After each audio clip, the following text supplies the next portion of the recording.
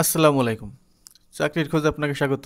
469 পদের জন্য দুটি নিয়োগ বিজ্ঞপ্তি প্রকাশ করেছে বাংলাদেশ পল্লী উন্নয়ন বোর্ড। এই নিয়োগ বিজ্ঞপ্তির প্রথমটিতে 3টি পদের জন্য নিয়োগ বিজ্ঞপ্তি প্রকাশ করা হয়েছে, যেখানে উপজেলা পল্লী উন্নয়ন কর্মকর্তা 23 জন, সহকারী পল্লী উন্নয়ন কর্মকর্তা 65 জন এবং গবেষণা কর্মকর্তা পদে 2 জন লোক নিয়োগ করবে।